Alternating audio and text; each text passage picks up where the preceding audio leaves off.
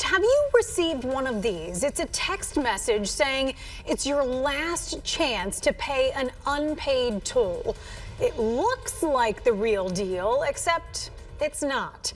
That's why the Michigan Department of Transportation is alerting everyone about this scam. And it's more relevant now as hordes of travelers will hit the roads for Memorial Day weekend. TV5's Zane Omer tells us more about the deceiving text messages and who can be scammed. Zane?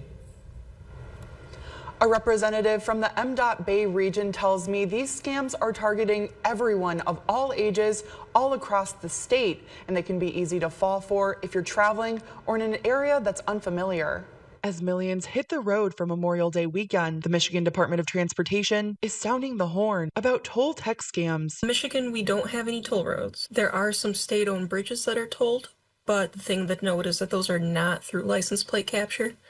So those, if you drive through one of those, you would not receive a bill through text or email. The messages may look like this one, stating this is the final notice and enforcement will begin after a certain date, and says you could face legal action and damage to your credit. I tell a lot of people to look out for is threatening language. They try to get you to panic by saying you're going to lose your license, you're going to lose your car. And for a lot of people, that's a lot of anxiety. That's their lifeline. Caitlin French, the Bay Region Communications representative for MDOT, says the scams often ask for a small amount, for example, $6, that may seem believable for a toll, and the link attached may also look legit. Our normal, MDOT URL is michigan.gov/MDOT.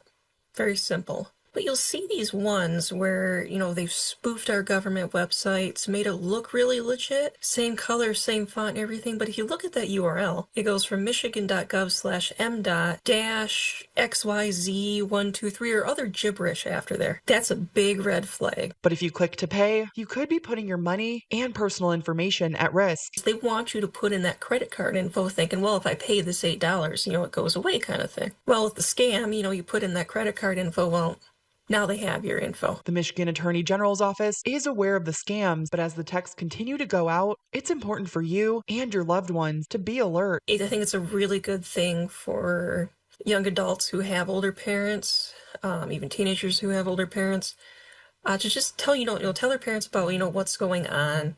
Remind the elderly that you come into contact. This looks like a scam. You should probably delete this kind of thing.